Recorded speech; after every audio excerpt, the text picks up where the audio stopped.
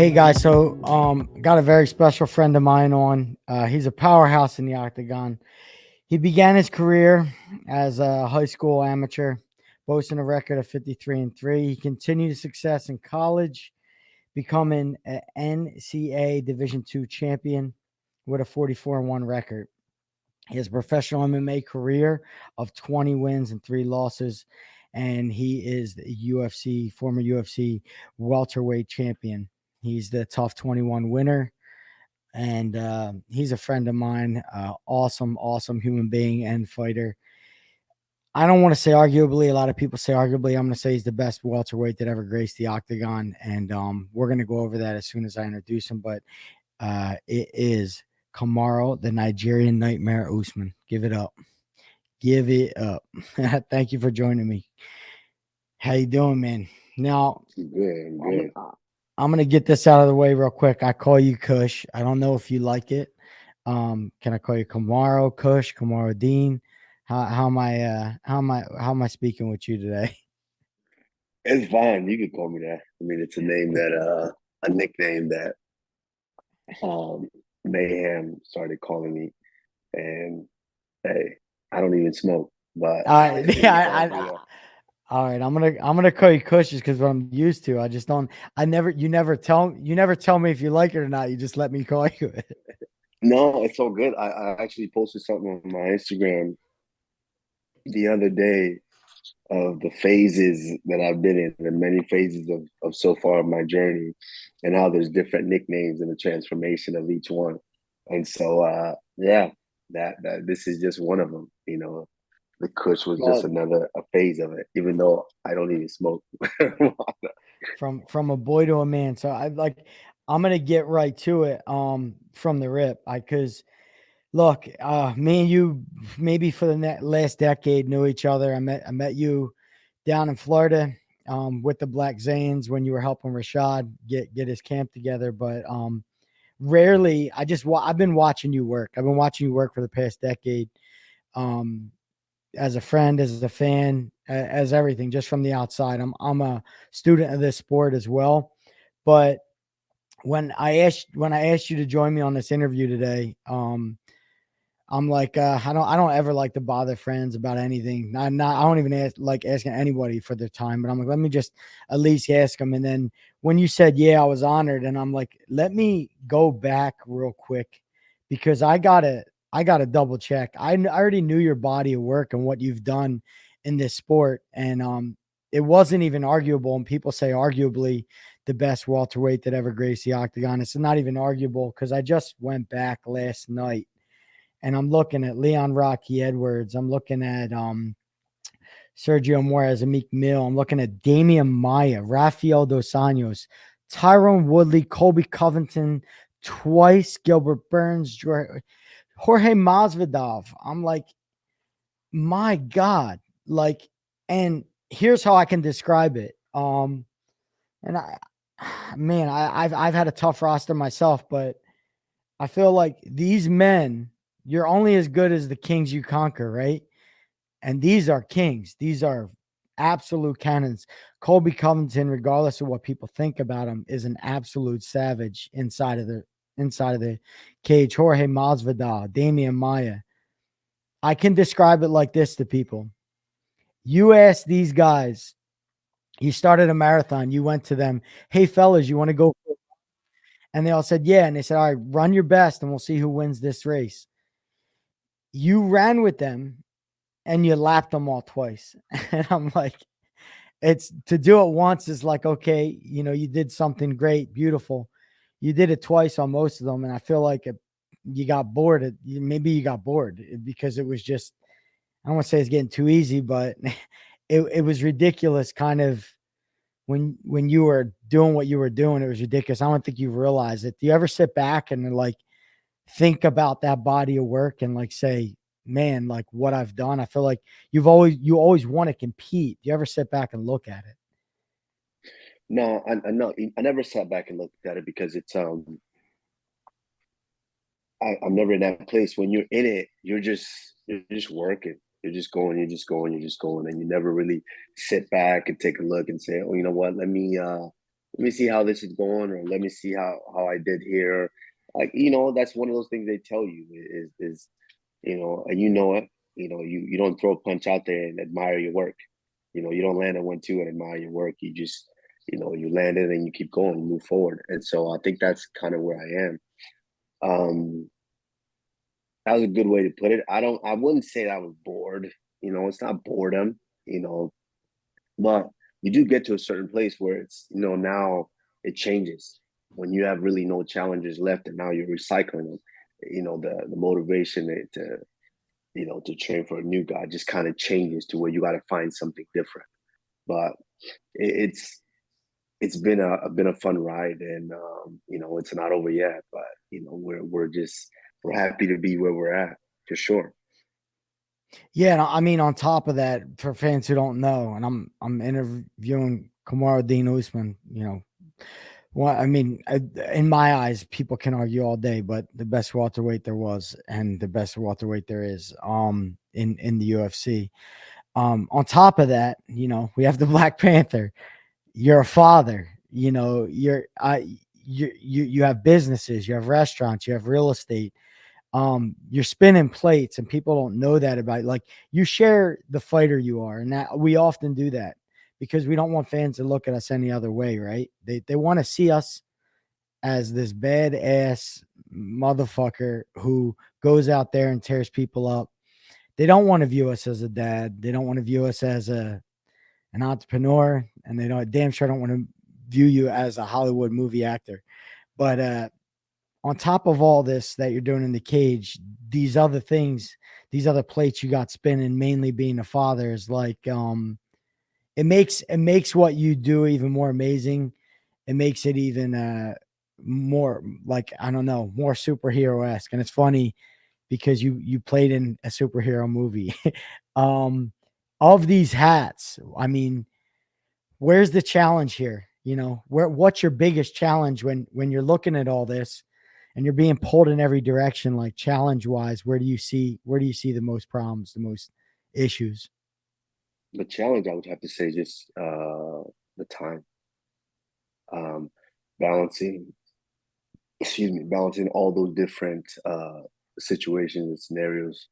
It's time.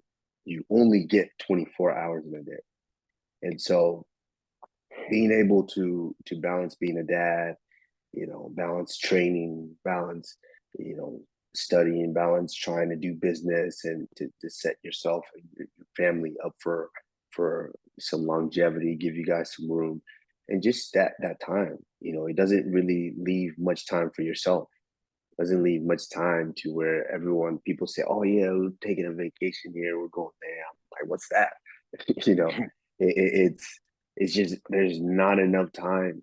And so, and I've said this to a few guys where I said, enjoy the journey. The journey is what's fun, to where you kind of, I miss the days where it was just me and my daughter in the car. We just drive to the gym, train, come back. It's just, I got to feed her, put her to bed, and I just chill, wait to go back to training, And so with that, it's just trying to find the time now because there's different responsibilities, a lot of different things that I have to be able to juggle and and do it well, because that's the thing is, once you excel in a certain, avenue, in a certain space, that's the standard now. You've set the standard. So of course, different things and different people are going to come from different avenues and present them to you because they expect you to attack it and to use the same type of excellence that you are in this field that they know you from.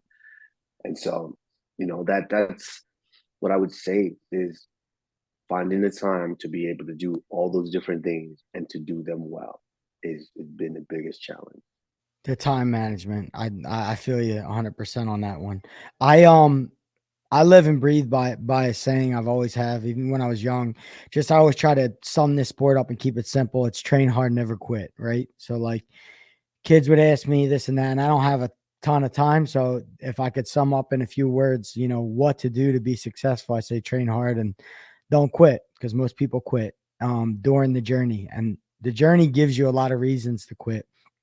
Um, did you ever want to quit? Is is there moments in your mind where during this journey anywhere where you can bring up and think of, yeah, I was almost there.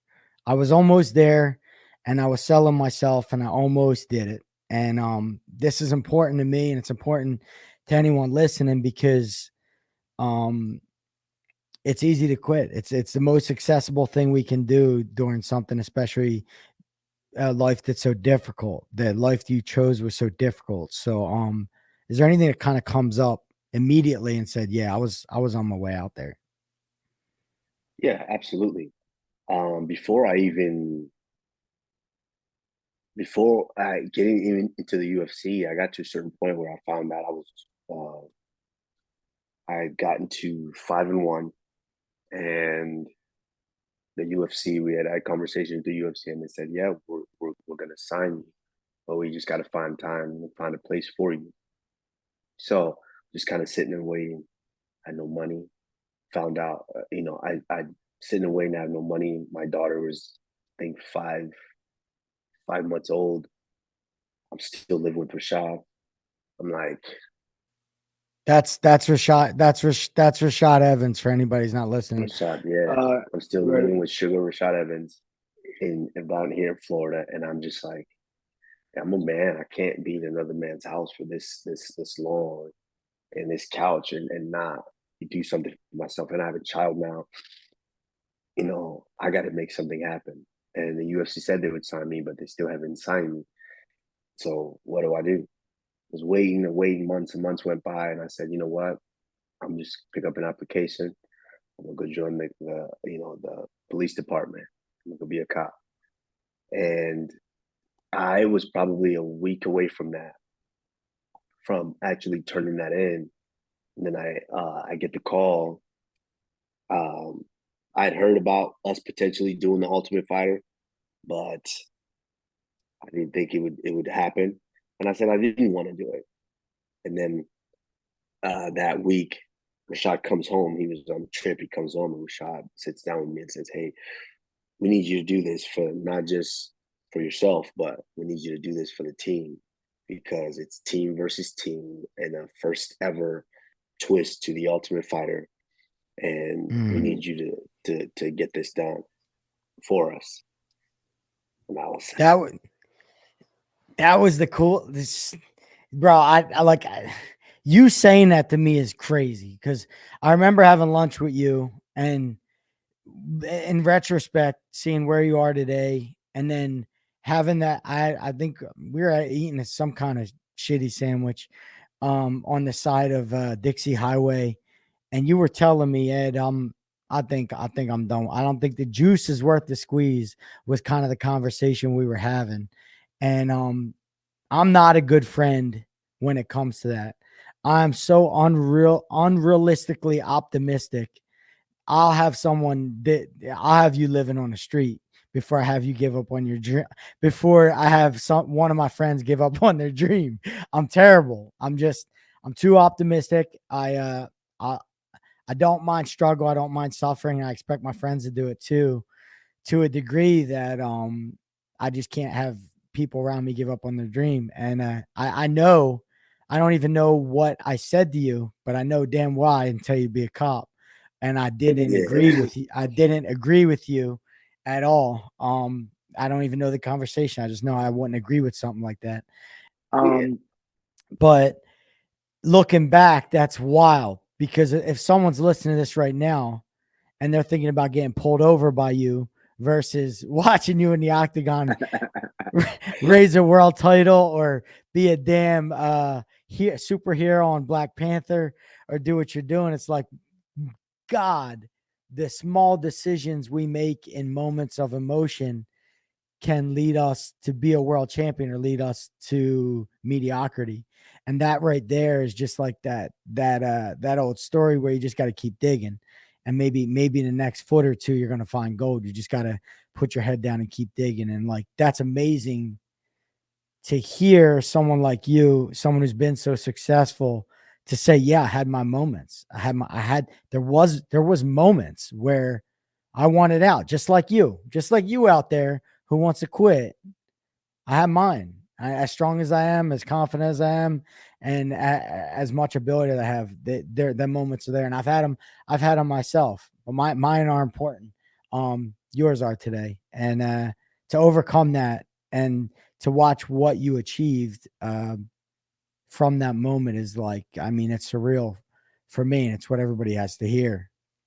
Thank you. And I mean, and that's the thing too is, that you might feel like, um, that's not the right, but an advice is advice. You can never tell which is the right advice for somebody because nobody knows what someone's journey is. There are some guys that are just tremendous athletes in the gym, and I see them all the time.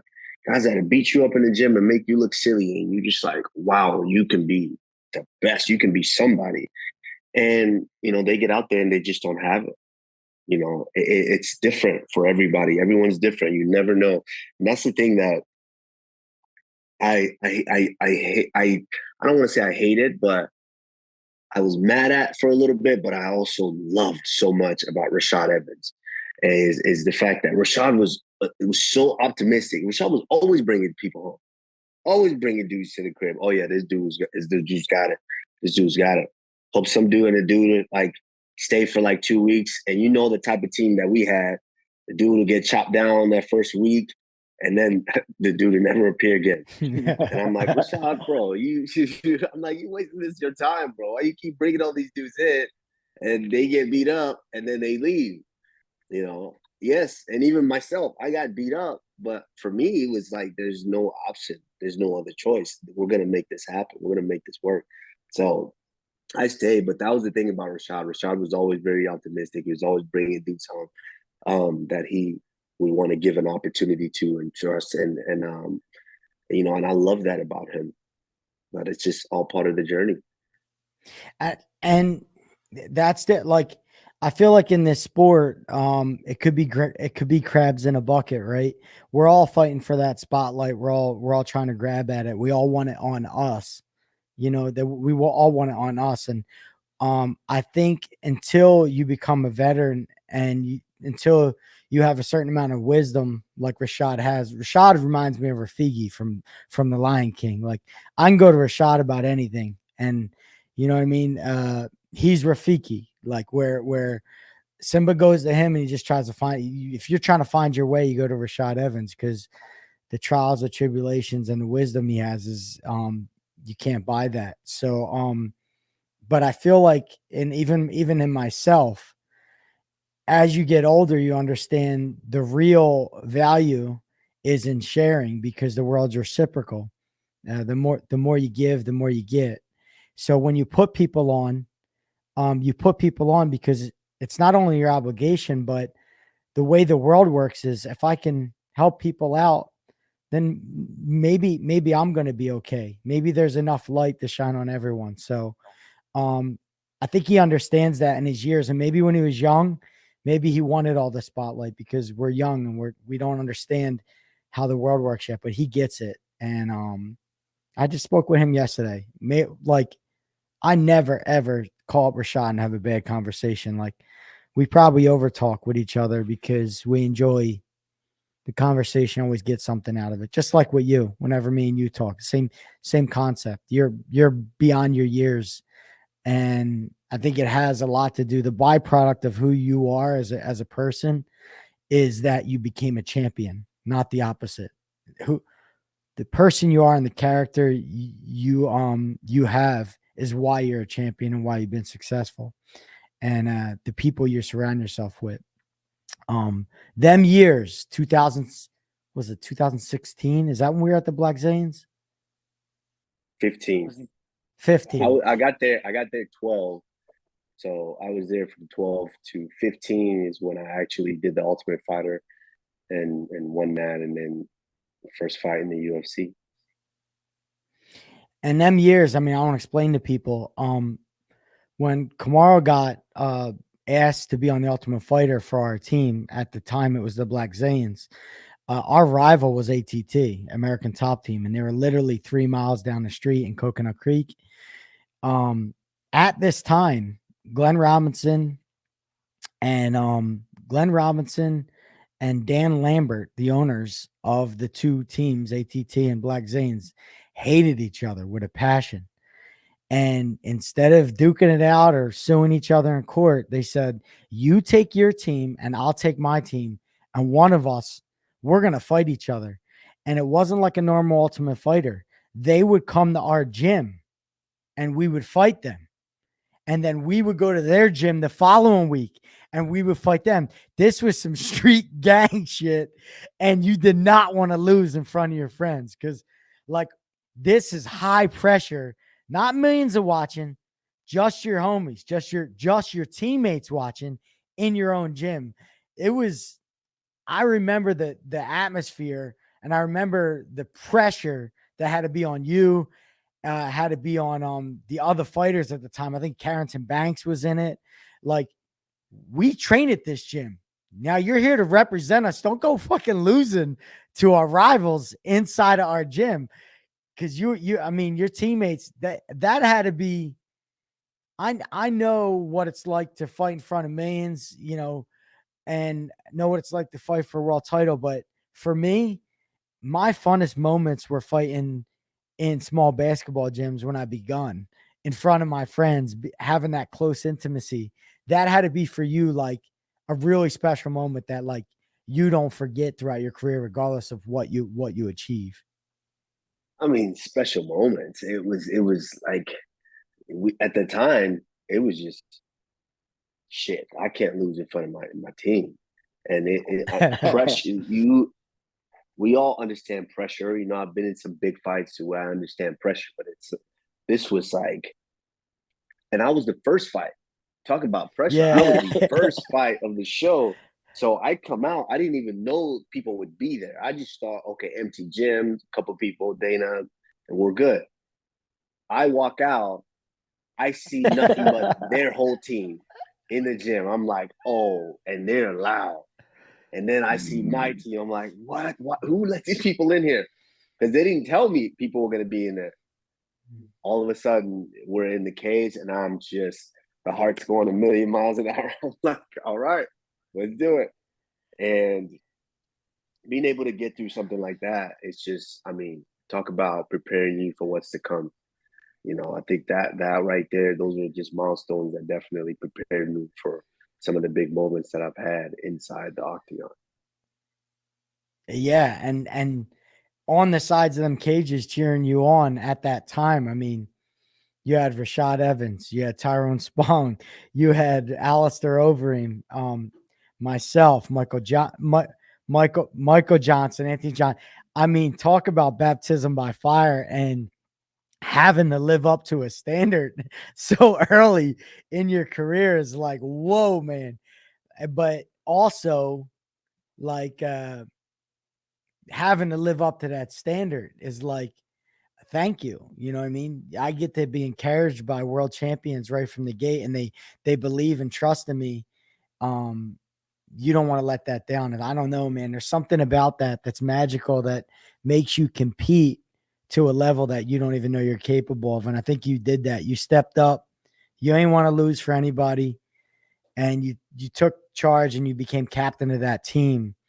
And I think that was a turning point in your career that told you, I can do this shit and I can beat the best guys in the world and I train with the best. Like, you really, one thing about you that I can say to the audience that I think is your best attribute from the outside is a fighter needs to become something other than himself in order to get inside a cage.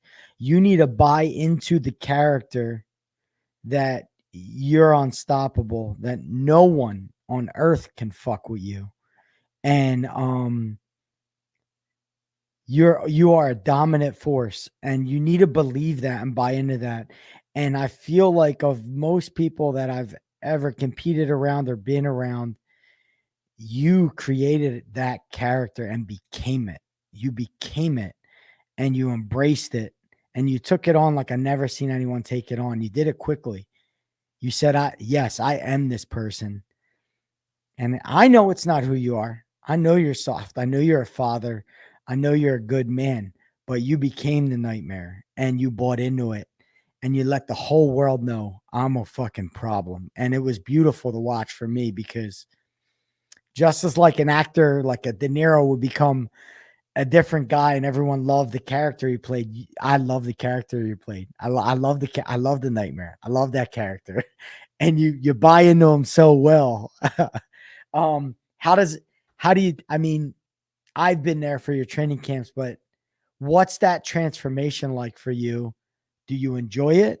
Um, is there a tug of war between yourself and that person? What's that like? Tell me that transition from being the dad and being the guy who's trying to get home set straight for your daughter and have safety, and then becoming that nightmare. No, I think when you look back, it's okay. I like the process when you look back, because it's some of the most difficult moments where you can say, "Oh, I got through that." You know, when you're isolated, and I used to wonder how you were, flying down to Florida and be with us for 2 weeks, and then fly home and then come back for 2 weeks, and I'm like, how is this guy doing this? But there's just a process. There's something that you go through when you go through an extended training camp. You start to get through it, you get in it, and all of a sudden you start to see the transformation. Your body starts to change. You start to shed that extra weight, the fat, all of that. You start to shed that, and in the process of shedding that, you start to deprive yourself of this and that, maybe this sweet or that, or maybe this treat, or maybe that type of food, that type of meal, and all of these things, all of this deprivation, this whole process starts to mold you into that person. You start to do the same techniques that you want to use, you want to utilize in the fight. When you start to kind of get there and get there, the time starts to get closer and closer and closer. You start to make that transformation. And then, of course, having that weight cut, get down to weight, and then go in there, having a successful fight. Then you look back on it, and it's like every bit of that was miserable, but I'd do it again. And I think that's where that transformation comes from. And it's now in the part where I am, yeah, of course, it's when you look back at it, yeah, you like it, you like the transformation, but when you're actually in it during the process, you don't love it. That's so deprivation equals transformation. that's that's what I got out of the whole thing. So it's a voluntary deprivation. It's not forced upon. It's not forced upon any of us. We voluntarily deprive ourselves, and we transform because of it. We become something else because of it, and it's a beautiful thing. But some of us fully commit to that character, and some of us don't. And the guys who fully commit to that character and buy into it become champ. And you've done that. Yeah, no, of course, once you put in the work, and in that process of putting in the work, you have to believe that this work is for something. This is for a reason, and this is going to get me to a certain place where I want to be at, and that's it. Once you put that work in, you start to trust yourself, because you put that work in. So when you're out there and you're stuck in a similar situation, you're familiar to it. You know that you put the work in, you trust it, and you go out there and you execute. So absolutely, and it's always voluntary deprivation, because if someone has to force you to do it, and then they let you go, but that person is not forcing you to be in the cage to actually utilize these things like that, how does that work? You know, if you actually mentally force yourself to do it, then when you get in the cage, you're the only one that's going to be in there in that cage. You have to fight for yourself. So if I know that I trust myself, that I did the work, I deprived myself from those, the things that weren't useful for me in that training camp, and now I'm in the fight. I can trust that I did the right thing, and that's why I'm going to be successful. Tell me about being driven, and tell me about so I have this theory, and it's my own theory. I have nothing to stand beyond it. But when I see Uber success, um when I see a guy like John Jones, when I see just anybody who's became successful, but became like, this is getting ridiculous now, and you've got there, right? You've got yourself there. where you became successful, but then now everyone's just getting bored of you winning. Um, I always look at that, and the world sees that as, to me, I think the world sees that as, man, what does this guy have that I don't have? And how can I get it? But in my years of competing, I don't look at it that way. I have a negative connotation to success, and I see a lot of pain. Um, like I immediately, and maybe I'm just pessimistic, I immediately veer toward pain because I feel like it's a bigger factor that drives people than actual joy. Um, in your life, would you say that you were driven by the ability to compete? Is there pain inside there? Is there pain that drives you that other people aren't going to be able to feel because they just don't have that, and you do? And they're not going to understand what it's going to take to get to where you've gotten. Would you agree with me? Would you agree with me that there's a level of pain that and you don't have to share it, and none of us do, but would you say that that's more of a driving factor for you personally than the love of the sport was? I think to answer that, you're right in a sense. Absolutely, there's a significant level of pain that's involved in what we do, and yes, 100% pain and fear, I believe, is the bigger motivating factor than just success and win, for sure. And for me, yeah, it's two things. I always love um, I always love to win, but excuse me, but the fear of losing and having failure is greater than the thrill of victory for me, 100%. And so I definitely agree with that. And I also, for me, it's competition was the biggest a driving force for me, motivator for me when I got into the sport. It was competition. I left wrestling to go compete in a different sport, and I wanted to be the best in that sport. And I worked tirelessly to get to the point where I could show the world that I was the best at that. And so I loved it, And some of those guys, of course, John and some of these guys, there's a significant, even George, and you can ask George St. Pierre, say the same thing. There's a significant level amount of pain that goes into it. Some guys like it, and some guys do not like it. Me, I would say I'm happy medium. I'm kind of, you know, I understand that pain, and I'm okay with that pain. I've made friends with that pain, but that doesn't mean I take my eye off of it and just let him do his thing. No, I still watch it, and it's guided me to a place and the point where I've gotten, and I'm thrilled because obviously this sport has opened my eyes and taken me to places and shown me different avenues and different things that I haven't seen and never thought that I would see in this world. So I'm 100% extremely more than appreciative of everything that it's given me. And I gotta run. I gotta go, get ready to get my daughter. But before I go, I want to touch on a couple of things. One, your fight last weekend was amazing. And you and I both talked, about it before when you were thinking about potentially doing that fight. And you know what my feelings were. Like, wait, what? You're gonna fight without gloves? And like this is crazy. What are you doing? And you said something to me where I didn't. I don't know. I didn't really. I don't know if I answered it or said it back to you, but you said, "Well, why are you scared for me? Well, you don't think that I could beat this guy? like what? You got him picked. You think he's gonna beat me in this and that?"